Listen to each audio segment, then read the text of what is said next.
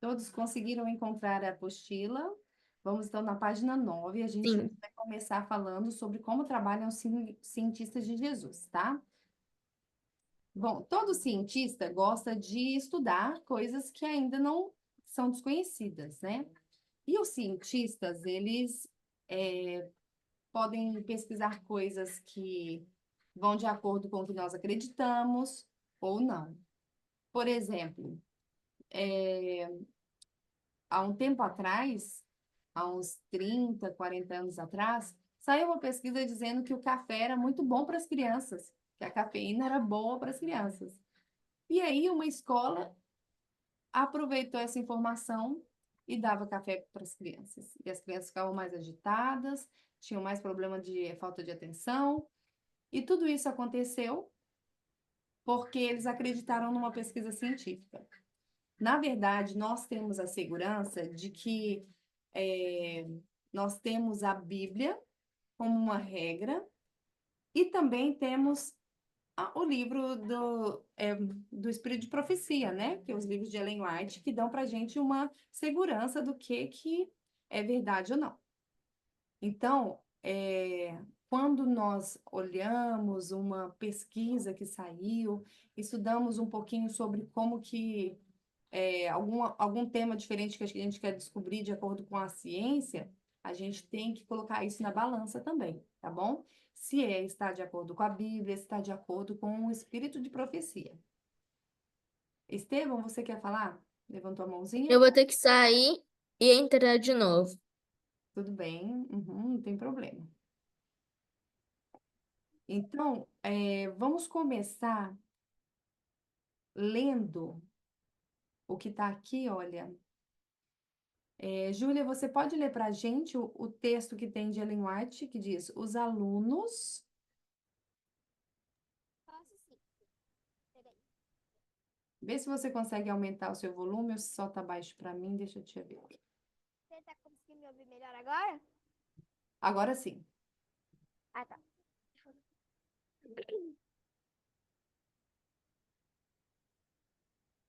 Os alunos devem ser direcionados às fontes da verdade, aos vastos campos abertos, às pesquisas na natureza e na revelação.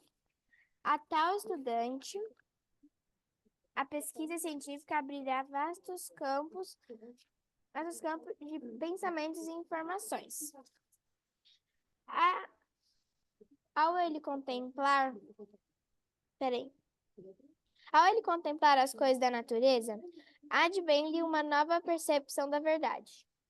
Muito bem. Olha só, então Ellen White escreveu que aos alunos, ou seja, para nós, né, para vocês e para os alunos, todos que querem aprender, eles devem ser direcionados às verdadeiras fontes de conhecimento, porque vai ter algumas que não são verdadeiras. Então, precisa de um direcionamento, não dá para eu acreditar em tudo que me falam que é ciência, que é verdade. Então, a gente deve ter um direcionamento às fontes do conhecimento, tá? E aí, em seguida, vai dizer assim, ó, para onde que deve ser direcionado, então? Aos vastos campos abertos a pesquisas na natureza e na revelação. Na natureza a gente consegue entender, né? Natureza tem os animais, tem as plantas, tem os fenômenos do universo, as coisas que acontecem dentro do nosso corpo, tudo isso pode ser pesquisado. Isso é a natureza. E a revelação? O que seria a revelação? Alguém tem uma ideia do que seria essa revelação? Pesquisas na revelação? Bom, eu acho que a revelação da Bíblia, do livro de Ellen White, dos livros de Ellen White.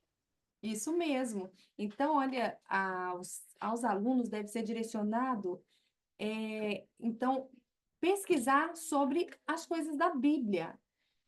Não sei que quem conhece o Dr. Rodrigo Silva, que é pastor, ele pesquisa na arqueologia, ele pesquisa a história, se ela condiz com o que a Bíblia já estava revelada. E ele sempre diz assim: o que ele encontra lá nas escavações elas servem para aumentar, né, a nossa concepção de que é verdade. Apesar de que a Bíblia a gente já acredita sem ter nenhuma testemunha, né? A gente acredita pela fé na Bíblia. Mas a revelação é algo que a gente também pode pesquisar. E aí é um ramo muito interessante para pesquisa. E aí diz assim, né? A tal estudante, a pesquisa científica abrirá vasto campo de pensamentos e informações. Então, é sim importante a gente ter essa curiosidade, querer aprender mais. Não é errado eu querer conhecer porquê das coisas. Ah, por que, afinal de contas, em alguns lugares é frio, em outros lugares é calor? Por que, então, afinal de contas, quando eu não bebo água, pode desenvolver uma doença? Então, tudo isso ajuda a gente a ter raciocínio lógico e Deus aprova desse conhecimento, tá? E aqui, para finalizar, a última frasezinha que a Júlia leu. Ao ele contemplar as coisas da natureza, o que acontece com o aluno? Vem uma nova percepção da verdade. Quando a gente olha as coisas da natureza, nós somos contemplados nós somos transformados pela contemplação, né? Então a gente vai se tornando na natureza tudo serve. Então, a água serve para nutrir, a planta dá o gás carbônico, dá o oxigênio para os animais respirarem. E aí a gente aprende também isso com a natureza, tá? Muito bem, quem chegou agora, a gente vai completar essa página da apostila da parte 1. Na página 9, nós vamos contemplar. Nessa quadradinho azul aí, o que você vai escrever? Vamos todo mundo completar juntos, tá? Os cientistas de Jesus, eles estudam o quê? A natureza e a revelação. Kevin, tem dúvida? Professora, é que eu ainda não tenho a apostila. Ah, tá. Então aí depois a gente faz um print dessa parte aqui e você completa quando você conseguir imprimir, tá ok? Tá. Vai acompanhando o raciocínio aí. Então, os cientistas de Jesus, aí você pode escrever aí, estudam a natureza e a revelação, tá? Deixa eu só corrigir aqui um acento. Não deu certo. Revelação com tio, tá bom? Muito bem. Qual que é o objetivo maior de quem é pesquisador? E aí você vai colocar dentro, escrever aí dentro desse círculozinho, o Deus. O objetivo do estudo deles, ou seja, dos cientistas, é conhecer a Deus através das obras que ele criou. Vamos então escrever? Eu vou dar um minutinho para vocês escreverem, tá?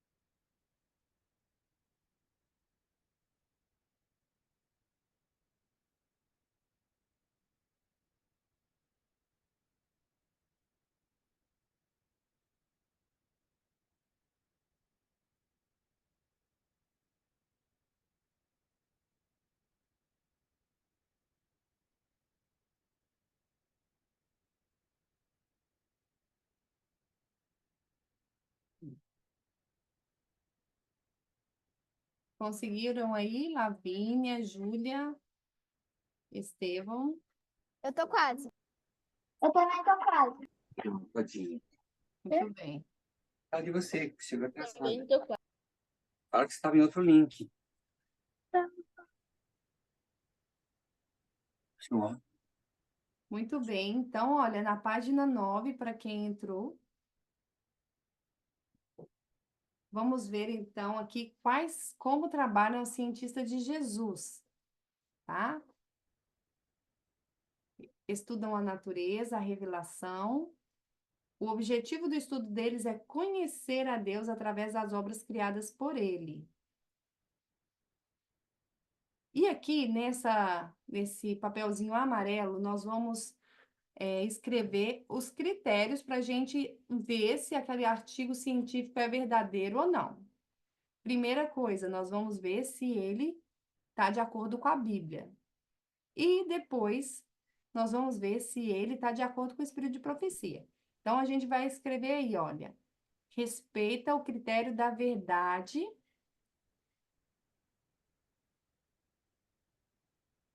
em relação à Bíblia e espírito de profecia.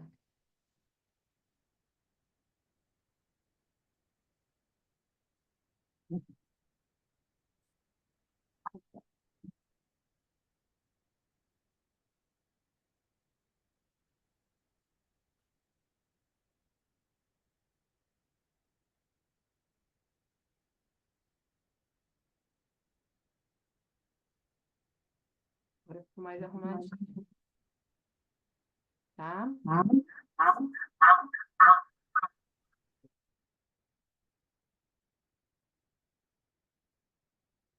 Certo, gente?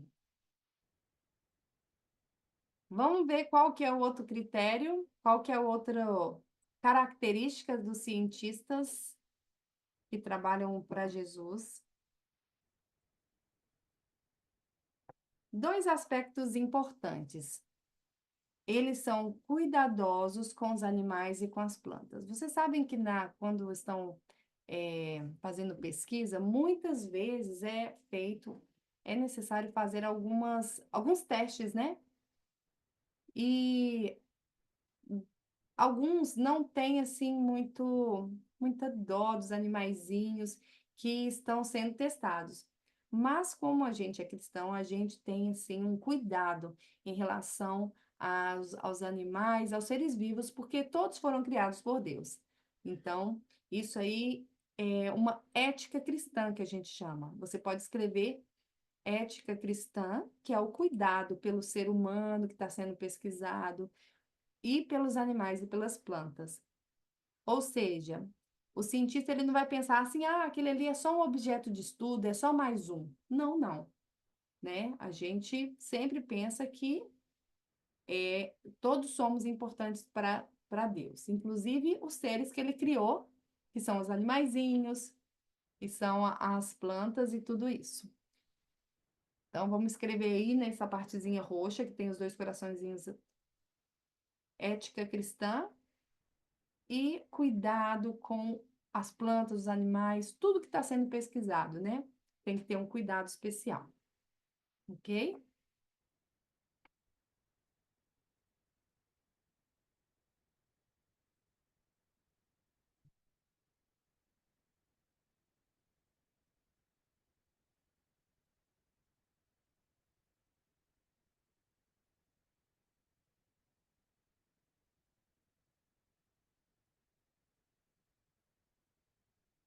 Quem não conseguir preencher tudo, eu vou fazer um print, ou seja, eu vou tirar uma foto dessa página que a gente escreveu aqui agora e eu vou mandar no grupo, tá bom? E por fim, o que que a gente pode sintetizar que esse tipo de pessoa, como é esse tipo de pessoa trabalhando?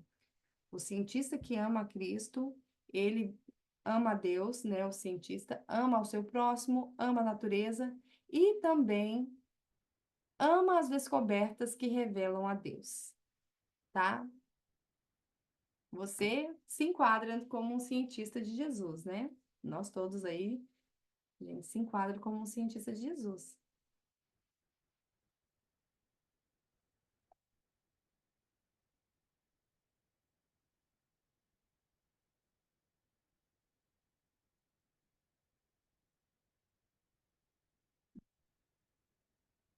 Vocês entenderam aí cada aspecto desse?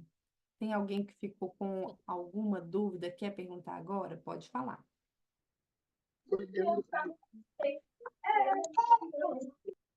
Muito bem. Certo, gente? Então, vou passar agora a... Nós vamos lá para a última página, que está aqui agora, é sua vez. Qual vai ser a sua vez? Você vai fazer um estudo sobre algo da natureza que você goste. Então, eu, por exemplo, escolhi a formiga. Eu escolhi a formiga, e aí a próxima parte eu vou descrever como é a formiga. E aí você vai escolher o que você acha mais interessante. Olha só como que eu fiz o meu. É um inseto pequeno que mede de 3 a 5 centímetros, geralmente de cor escura. O seu corpo é dividido em 3 partes. Tem patas dianteiras e traseiras. Geralmente carrega folhas e a transporta para o formigueiro. E aí eu coloquei o desenhozinho de uma formiguinha carregando sua folha. E depois, o que que tá aqui, olha? Escolher algo da natureza, descrever, é o que eu acabei de falar, né? O que é isso que eu fiz, é o bichinho que eu escolhi. E escolher um texto bíblico. E aí, o texto que eu escolhi está lá em Provérbios 6, que diz assim, ó. Vá ter com a formiga, ó preguiçoso. Olhe os seus caminhos e seja sábio. Então, aí eu escrevi todo o Provérbios 6, verso 6. E depois, as lições que você aprendeu. Ou seja, eu aprendi com a formiga que nós devemos ser trabalhadores, a importância da perseverança, que você já viu uma formiguinha, ela sempre pega a folha de novo, né? Às vezes, quando cai, às vezes a gente puxa assim a folhinha dela, ela vai lá e pega. Então, ela é perseverante. E ela também sempre cuida da provisão para o futuro. Então, foi as 3 lições que eu tirei do que eu escolhi para pesquisar. Então, você vai usar essa folha toda em branco para fazer o seu trabalho. Vai escolher uma coisa da natureza e vai escrever, descrever o que ela é, escolher um texto da Bíblia e as lições que você tirou. Ok? Sim. Kathleen, você? Karen. Tudo bem? Você tem uma pergunta? Sim, qual que é o texto mesmo? Aí você vai escolher um texto que encaixe com o que você quer estudar. Se você quiser estudar sobre as estrelas, deixa eu só fechar o áudio. Sobre o quê? Se você quiser, por exemplo, estudar sobre as estrelas, aí você procura na Bíblia um texto que fala de estrelas. Se você quiser estudar sobre uma pedra preciosa, aí você procura na Bíblia um texto que fala sobre isso. Entendeu? O que eu falei aqui da formiguinha foi um exemplo, só um exemplo. Mas agora você vai fazer o seu. Então você pode ir pensando, eu acho que eu vou falar sobre a maior árvore do mundo. Então você vai e tem muitos textos na Bíblia que falam sobre árvores, né? Você pode escolher um texto e você tira suas lições. Tá ok? Muito bem. Alguma dúvida, gente?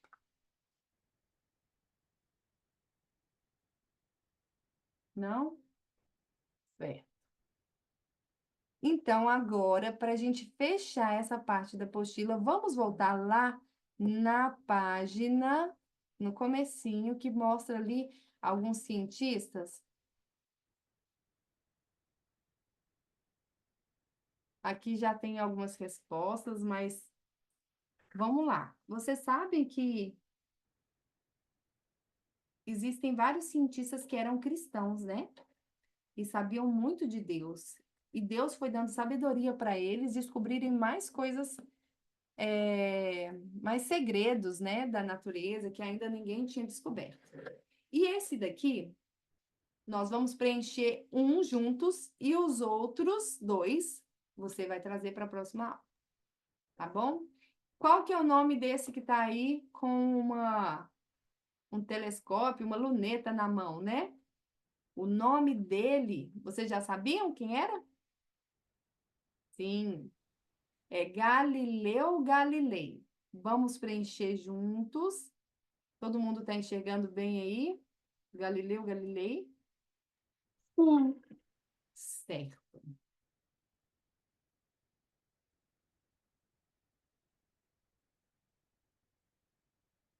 Professora? Pode falar, querida. Ah, tá. Porque não tava aparecendo você e tava uma pessoa com cara. Ah, eu tava achando que era você que tava ali. Achei que tinha dado um problema. Tô Ah, conseguindo explicar o que era. que bom que deu certo, né? Muito bem. Gente, então, aonde que nasceu o Galileu Galilei? Na Itália. Olha, Isso. A origem, então, de cada um, a gente fala assim, que é o país de onde ele nasceu, né? E sabem que quando a gente vai estudar um pouquinho sobre ele, todo mundo diz que ele era muito indeciso, apesar de ser muito estudioso também, que é uma outra característica dele como pessoa, ele era muito indeciso. Então, às vezes, ele queria fazer uma coisa, de repente ele desistia, tá? Uma característica dele, certo?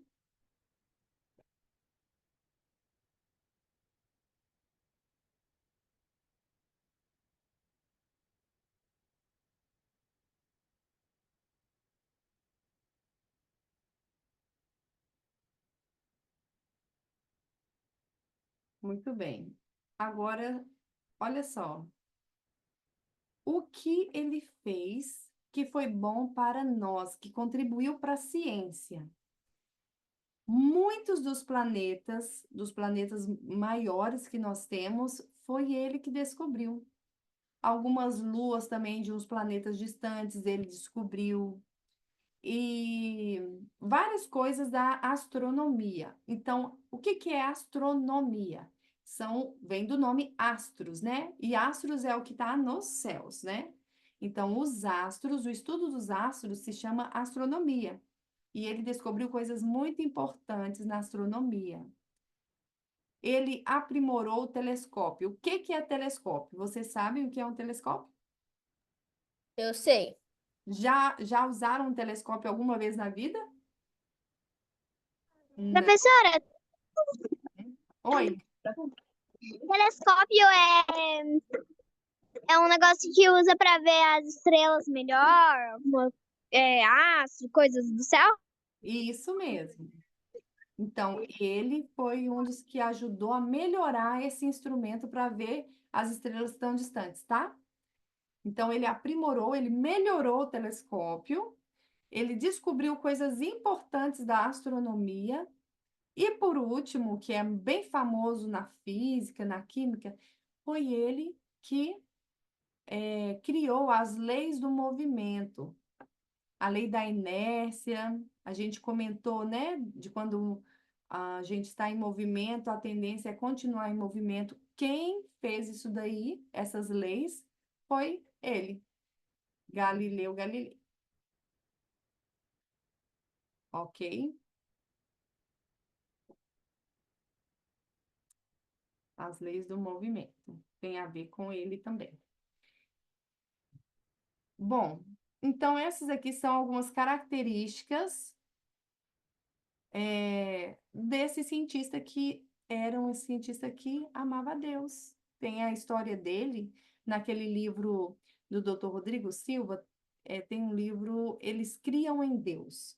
Se você não tem esse livro, é muito interessante adquirir para conhecer melhor da história de cada um desses, tá? Que a gente vai falar aqui. Qual que é o próximo, gente? O próximo é este homem que vocês vão pesquisar essas informações que eu falei aqui. George Cuvier. Escreve aí o nome dele, é a foto dele, a imagem dele tá aí do lado, né? Ele com essa roupa aí, toda chique, uma gola alta, tampando os pescoços. Então, este homem, ele foi um cientista muito importante também. Você... Professora, Oi, Karen. Eu não tô vendo esse. Você tá falando agora de outro cientista? Ah, tá. Sim. Agora deu pra ver. Que antes eu não tava vendo ele. Só tava vendo o Galileu Galilei. Ah, tá. Vou colocar mais certinho aí, ó. Tá? Eu não sei. Você vai falar agora sobre a característica e a origem dele, que eu não consegui saber qual que era a origem, característica dele. Então, eu dei o exemplo do Galileu Galilei, mas esse daqui e o próximo vocês vão tentar preencher sozinhos. E a gente vai só corrigir rapidinho na próxima aula. Ah, Então, tá, esse ok. aqui é o Então é pra Georges próxima. Cuvier. Aí tem que deixar certinho escrito Georges Cuvier. Olha aqui, tem uma pista do que aqui embaixo, ó. Estão vendo essa imagem? Não sei se vocês já viram alguma vez essa imagenzinha aí, ó. Deixa eu fazer um círculo. Essa aqui. Conhecem essa imagem? Não? Então, tem a ver com quem foi George Cuvier. E é muito importante para nós também. E por último, este outro, deixa eu diminuir. Este outro cientista, o nome dele é assim, mais complicadinho. Eu vou dar um tempinho para vocês escreverem, mas é interessante a gente conhecer sobre ele. Werner von Braun. Ok? Werner von Braun.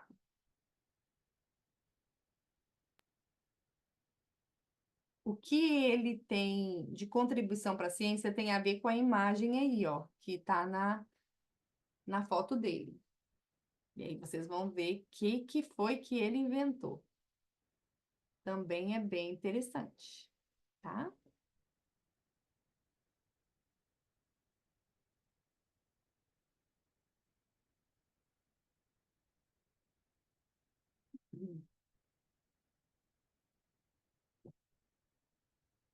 Conseguiram copiar? Eu tô quase acabando. Sim, esperamos.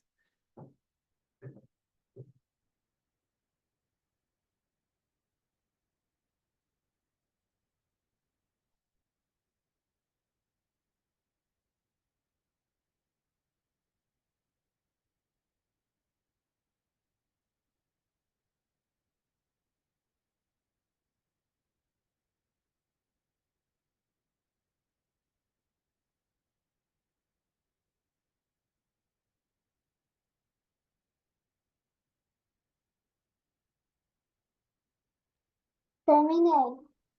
Tudo certo, então? Ok. Bom, agora, quem já tem a apostila nova, nós vamos entrar aí na primeira página da apostila nova. Tinha que imprimir nova? Sim, eu enviei logo cedinho, não tem problema, né? Você ainda vai ter o tempo para imprimir. Mas quem já tem ela, você já localiza aí na primeira página que a gente vai fazer o estudo mais profundo da célula. Olha só. Vão encontrando aí.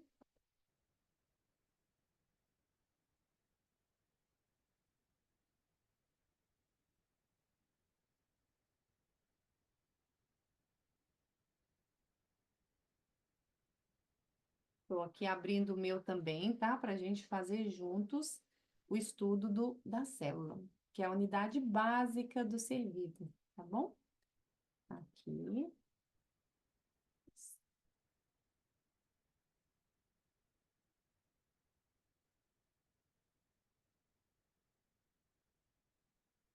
Muito bem. Relembrando, então, que a célula, ela é como se fosse uma fábrica. E na fábrica, nós temos muitas máquinas, né? Imagine uma fábrica de pão, quanto tipo de máquina que tem. E aí, na célula, também tem o escritório, é o lugar onde fica o chefe que comanda tudo. Na célula, a gente dá o nome de núcleo. Ninguém responde. Vambora. Vai lá, vai lá. Deixa eu só dar um aqui. Aí. Então, na célula, nós temos o centro de comando, que é o núcleo. E o núcleo, então, ele vai comandar todas as atividades das outras maquininhas. Nós vamos conhecer um pouquinho sobre essas maquininhas e sobretudo, da célula. É muito interessante como uma coisa tão minúscula pode ser tão complexa, né?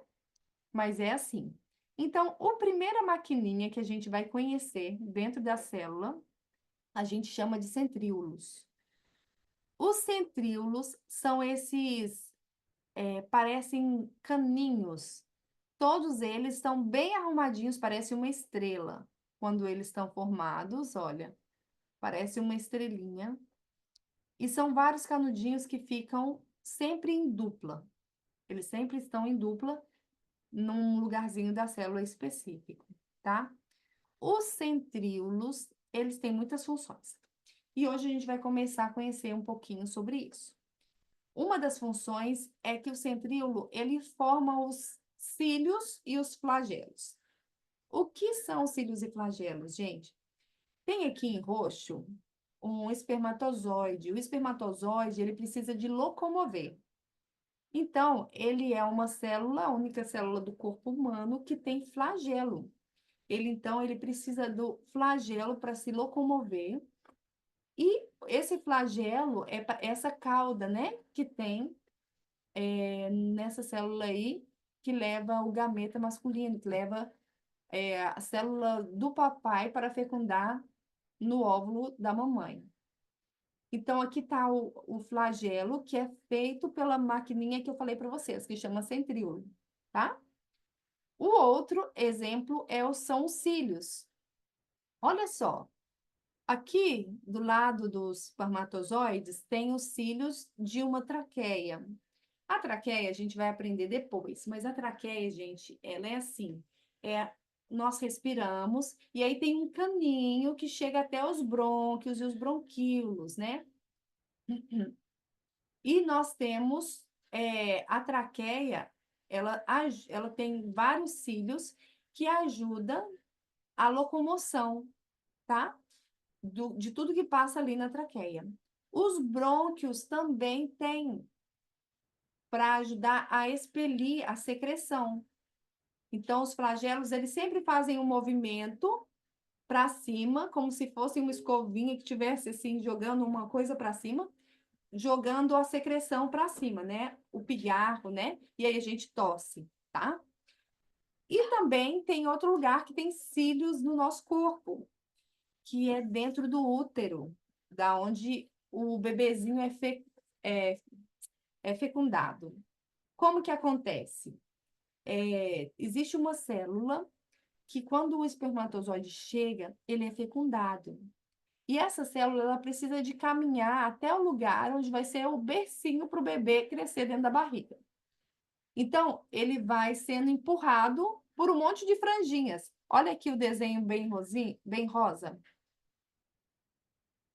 Essas franjinhas são o que a gente chama de cílios, tá? Esses cílios, eles são a escovinha que vai empurrando a célula que vai se tornar um bebezinho. Ela vai empurrando até chegar no lugar certinho, onde vai ser como se fosse um berço para o bebezinho se desenvolver e crescer, tá? Então, você pode ver que tem cílios e flagelo em várias partes do nosso corpo. E isso é muito importante, tá? Quem produz, então, a fábrica, a máquina que produz, tem a ver aí com centríolos, tá? E vou passar para vocês agora um videozinho que mostra um pouquinho dos centríolos, como que é que eles fazem o trabalho deles.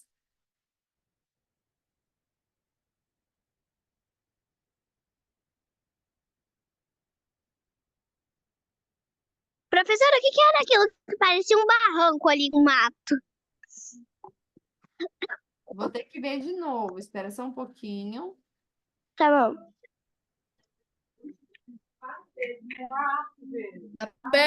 É do lado do rabinho roxo. Ah, então, aquilo lá é a traqueia, tá? Deixa eu ver se eu acho aqui o, o vídeo que eu separei para vocês.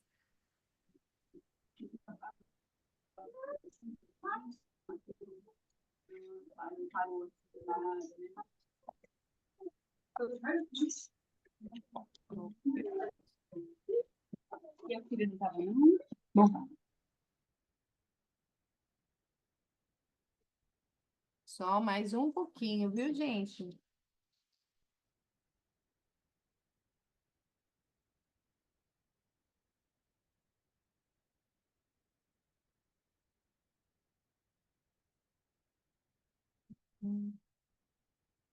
Na verdade, gente, olha só.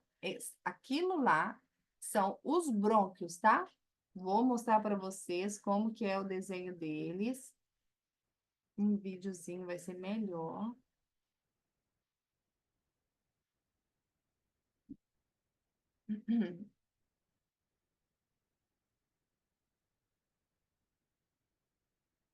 Muito bem.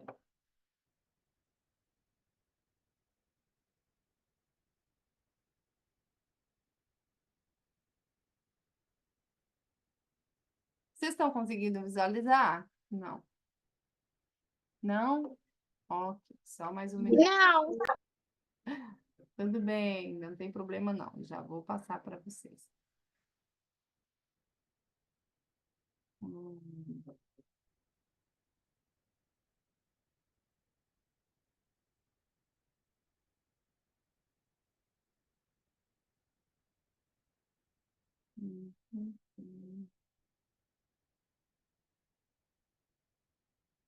Uhum.